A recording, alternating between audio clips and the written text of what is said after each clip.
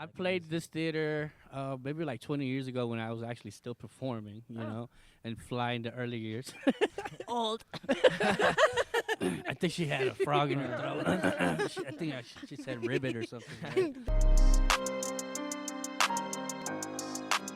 Well, I think, especially being in the arts, you guys understand this Yeah. perfectly, I think, is when I took over this position and then when I hired Jessica, I was like, we need to do something new. That we've been doing, we're like in this rut of doing the same thing over and over and over again. What type of stuff did you usually do? Like, Um, it was usually Ballet and like, okay, so this is where business comes in. Like, you have to have a love and a passion for the arts, but you also have to know who you're exposing the arts to. absolutely. So if you can't get someone excited to come to the show, why are you booking it?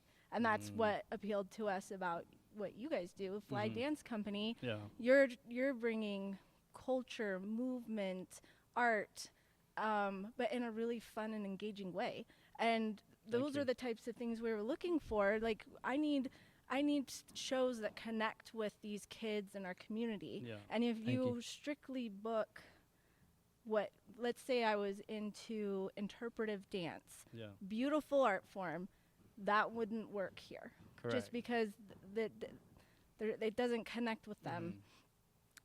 So what we in these conferences, talking to performers and agents that we've never talked to before, and just looking at reinventing yourself. And as Yeah. you know, if you guys don't reinvent yourselves constantly, you become stale, boring, and you lose a light. Yeah, speaking of reinventing, I think especially with COVID, you know, we've Yeah. number one, this podcast is part of that, you know, because we can't tour as much. You know, a lot of our shows, 90% of our performances. We were talking to our manager earlier, our agent earlier, and he was, you know, so you guys heard, you know, the things that are going on with him and the things that are going on at least with us. You know, we lost like 90% of all our performances. You know, so having you guys on the books now is really exciting. And luckily we're gonna be performing with in Iowa, and we're gonna be performing with Tune Symphonies later on this year. You know, which is cool. But you know, we're kicking this off. And then Jessica, you also mentioned something about this being the first performance at the theater it is, for yes. the season. Our theater just went under a huge renovation that took over a year to do.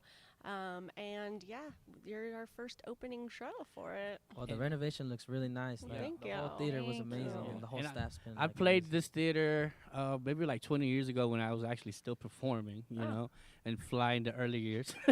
Old. I think she had a frog in her throat. I think she said ribbit or something. Right? This is when you do. I heard it. Right? So yeah, so I was here and I remember, you know, it just kind of the lobby was totally different. So Oh, can you yeah. talk about some things that were done to the theater?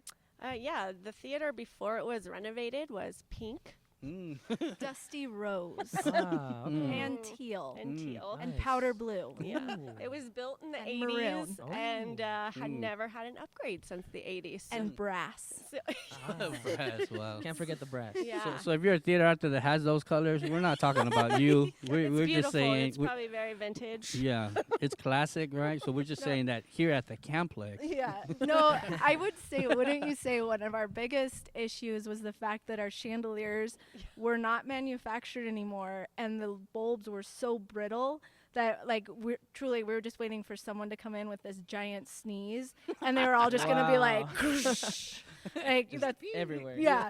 And then that we had these barrel skylights Yeah. that were they had a life of 10 years. We made them last 35. Wow. So I mean, we've taken care of this facility Yeah. as if building it, the money came out of our own pockets. Yeah. So huge shout out to our maintenance teams and keeping. Let's For give the real. tech crew and Yes, you know, definitely. Adam Big and shout Morgan and you know everybody else. A big round of applause. Yay. Good Yep. job. Good job. Yep. Jesse, what was your initial thought when you walked in, right, and saw the size of this theater? Man, as soon as I walked in, it was just like mind blowing to me because, like you said, we haven't performed in over a year, Yeah. and for us to come back and have our first show of the year, it was just like going back in time and just remembering the good times when we were just like performing on a regular basis. Yeah. But what I liked about this theater here is that one is like very clean, very neat.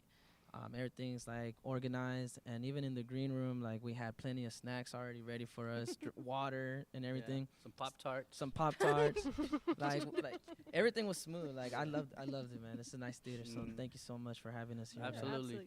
I think that one of the cool things about this theater is just the history. Can you guys touch on the history of the Cam-Plex?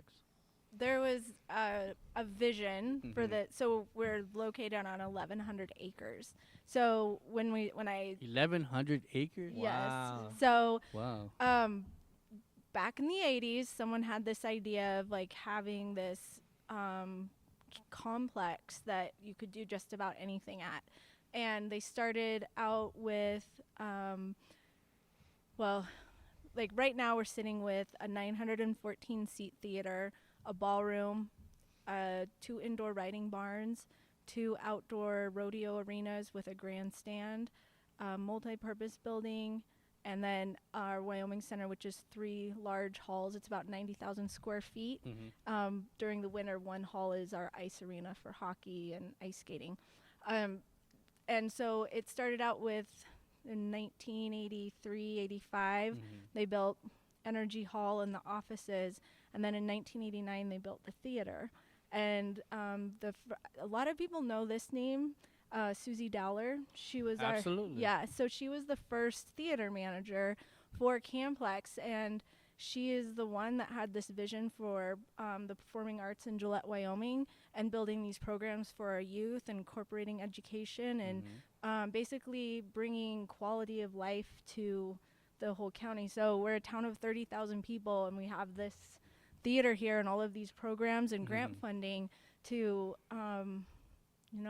bring little isolated Gillette, Wyoming. Bring the arts to Gillette. Yeah.